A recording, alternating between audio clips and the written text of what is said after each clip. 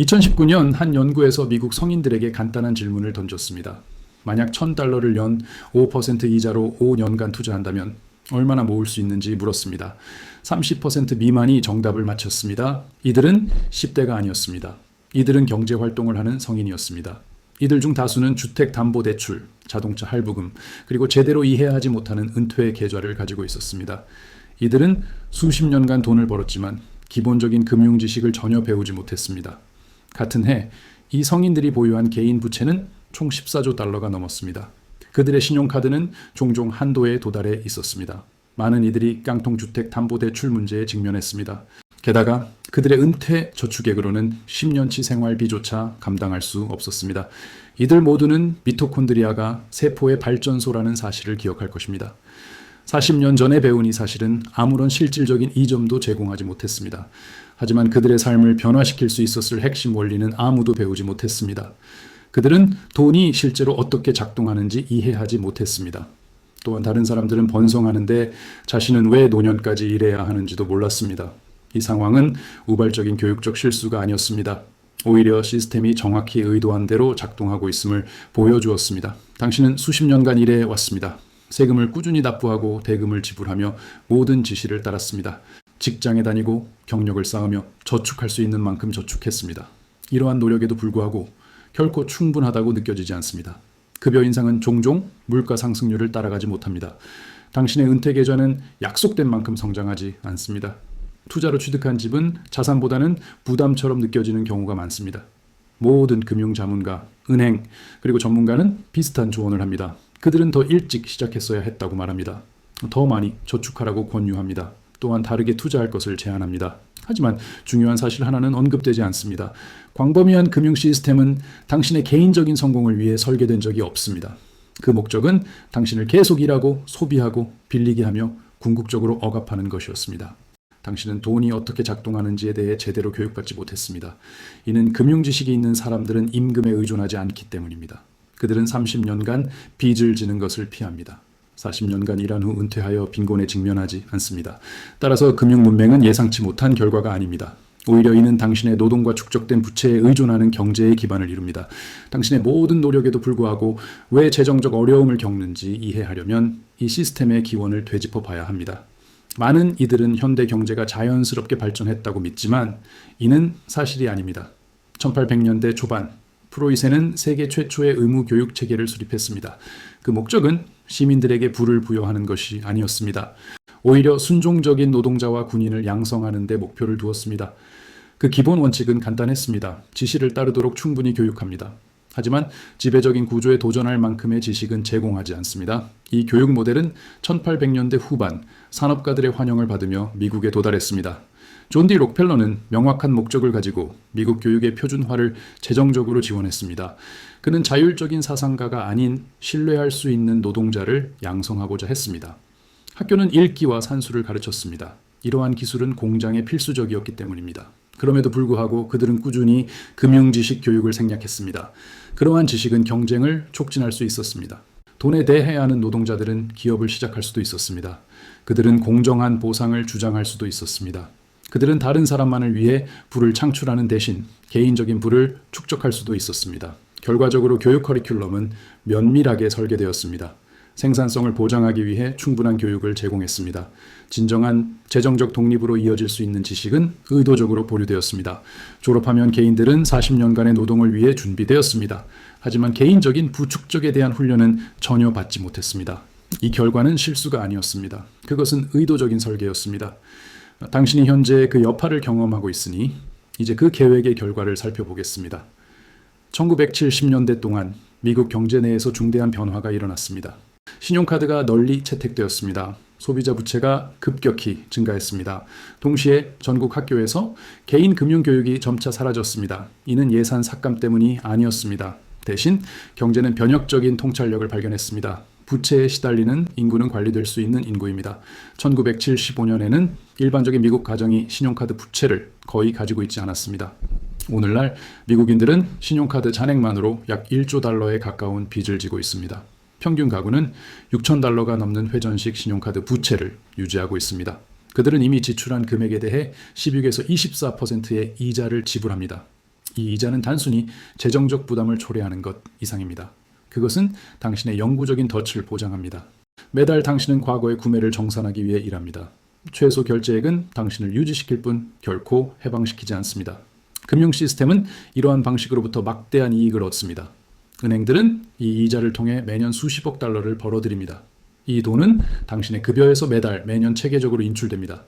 당신이 허락한다면 이것은 남은 생애 동안 계속될 것입니다. 하지만 신용카드는 이 문제의 피상적인 부분에 불과합니다. 이제 주택담보대출에 대해 논의해 보겠습니다. 이곳에서 재정적 터치 진정으로 심각해집니다. 당신은 집을 사는 것이 현명한 투자라고 조언받았습니다. 이는 자산을 축적하고 안전한 자산을 확보하며 아메리칸 드림을 실현할 것이었습니다. 결과적으로 당신은 30년 주택담보대출을 선택했습니다. 하지만 중요한 세부 사항은 종종 언급되지 않았습니다. 6% 이자의 30년 대출의 경우 총 상환액은 원래 구매 가격의 거의 2배가 됩니다. 빚이 완전히 청산될 때쯤이면 이것은 사실이 됩니다. 다음으로 만약 가지고 있다면 당신의 은퇴 계좌를 생각해 보세요. 당신은 401k 은퇴 계획에 기여하도록 권장받았습니다. 고용주의 기여금에 맞춰 투자하라는 말을 들었습니다. 또한 주식시장에 투자하라는 조언도 받았습니다. 30년간 성장하여 편안한 은퇴를 보장할 것이라는 기대가 있었습니다. 하지만 또 다른 숨겨진 진실이 존재합니다.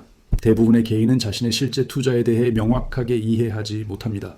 그들은 인사부의 추천에 따라 펀드를 선택합니다. 또는 최근 실적이 좋았던 펀드를 선택하기도 합니다. 결정적으로 그들은 종종 관련 수수료를 이해하지 못합니다. 경비율은 당신의 연간 수익률의 1 또는 2%를 조용히 잠식합니다. 수십 년간 복리로 계산되면 이 수수료는 수만 또는 수십만 달러의 비용을 발생시킬 수 있습니다. 이것은 정당하게 당신에게 속한 부입니다. 대신 은밀하게 펀드 매니저들에게 전용됩니다. 게다가 계좌가 성장하더라도 당신의 은퇴는 전적으로 시장 타이밍에 좌우됩니다. 만약 2008년에 은퇴할 예정이었다면 당신 계좌의 가치는 절반으로 줄었을 것입니다. 이것은 당신이 가장 필요할 때 정확히 발생했습니다. 미래의 시장 침체기에 은퇴한다면 결과는 비슷할 것입니다. 당신은 시스템을 지원하는데 40년을 바쳤습니다. 당신이 실제로 은퇴할 수 있는 능력은 당신의 영향력을 완전히 벗어난 상황에 달려 있습니다. 이 중요한 패턴을 주시하십시오. 당신 삶의 모든 중요한 금융 선택은 당신의 불을 위로 흐르게 하도록 구성되었습니다. 당신의 주택담보대출은 자원을 은행으로 보냅니다. 당신의 신용카드는 자금을 대출기관으로 이전합니다. 당신의 은퇴 계좌는 자산을 펀드 매니저들에게로 이동시킵니다. 당신의 세금은 정부로 흘러갑니다. 이 정부들은 종종 기업 보조금과 금융구제 금융에 자금을 할당합니다.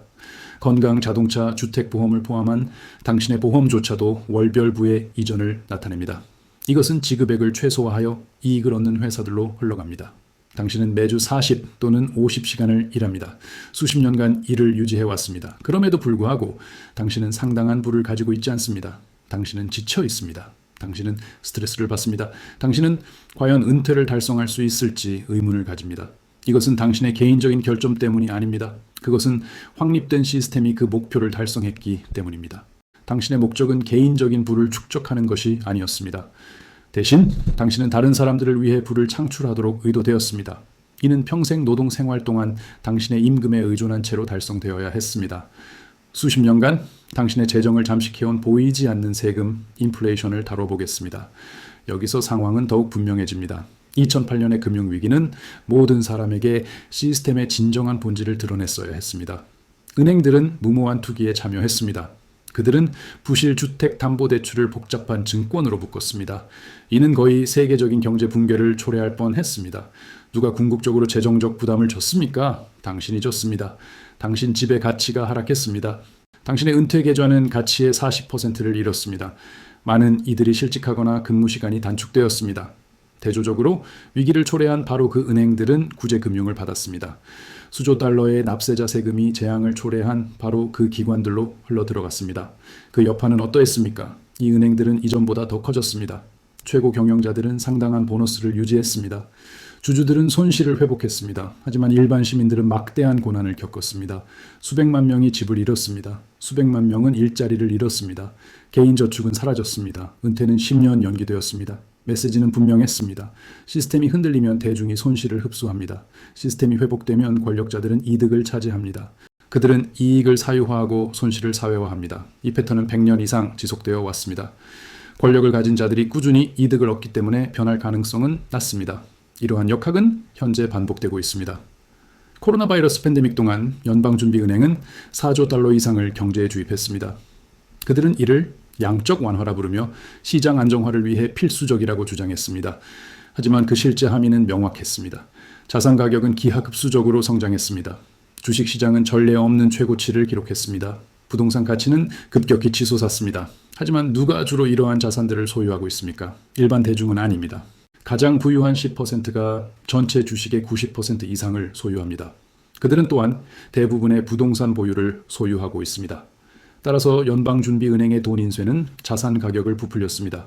이는 이미 부유한 사람들을 엄청나게 더 부유하게 만들었습니다. 동시에 당신의 임금은 정체되었습니다. 당신의 저축계좌는 미미한 0.61%의 이자를 제공했습니다. 반면에 당신의 생활비는 치솟았습니다. 임대료, 식료품, 그리고 육아는 모두 상승했습니다. 인쇄된 돈의 유입은 최고위층을 위한 시스템을 보존했습니다. 그것은 동시에 모든 다른 사람들을 인플레이션의 무게로 짓눌렀습니다. 그들은 이제 이 순환에서 벗어날 수 없음을 깨닫습니다. 이것은 의도치 않은 결함이 아닙니다. 그것은 본질적인 설계입니다. 시스템은 부를 위로 보내도록 설계되었습니다. 그것은 당신의 노동을 이용하여 이 과정을 유지합니다. 그렇다면 왜 당신은 이러한 중요한 문제에 대해 전혀 교육받지 못했습니까?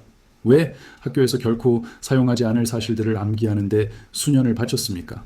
왜 돈의 진정한 작동 방식을 결코 배우지 못했습니까? 이는 금융지식이 중대한 위협을 나타내기 때문입니다. 복리 이자를 이해하는 개인들은 20대에 투자를 시작하여 재정적 독립을 달성합니다. 부채의 본질을 이해하는 사람들은 그것을 피하거나 현명하게 사용합니다. 그들은 압도적인 부채 부담에 굴복하지 않습니다. 자산을 이해하는 사람들은 수동적 수입 흐름을 구축합니다. 이는 그들이 오직 근로, 소득에만 의존하는 것을 피하도록 돕습니다. 인플레이션을 이해하는 사람들은 유형 자산으로 자신의 부를 보호합니다. 이것은 그들의 저축이 잠식되는 것을 막습니다. 이 시스템은 재정적 무지함을 요구합니다. 재정적 무지는 의존성을 조장합니다. 의존성은 결국 통제를 용이하게 합니다. 빚에 잠겨 있다면 원치 않는 직장을 떠날 수 없습니다. 월급으로 간신히 생활한다면 기업가적 위험을 감수할 수 없습니다. 급여를 넘어 부를 구축하는 방법을 이해하지 못하면 성공적으로 은퇴할 수 없습니다. 이 시스템은 수능, 생산성, 그리고 속박을 요구합니다. 이러한 결과를 보장하는 가장 효과적인 방법은 진정한 재정 교육을 제공하지 않는 것입니다. 역사는 단순히 반복되지 않습니다. 대신 역사는 유사한 패턴으로 공명합니다. 모든 제국, 경제, 그리고 권력 구조는 동일한 전략을 사용해 왔습니다. 그들은 대다수가 생산적일 만큼 충분히 교육받도록 보장합니다. 그러나 그들은 진정한 자유를 얻을 만큼 충분히 교육받지는 못합니다. 고대 로마에서 당국은 화폐의 가치를 떨어뜨렸습니다. 그들은 시민들에게 아무것도 변하지 않았다고 확신시켰습니다. 중세 유럽에서 군주들은 대출을 강요하며 이를 의무라고 불렀습니다. 현대 미국에서는 당신이 빚에 시달립니다. 이것은 기회로 제시됩니다.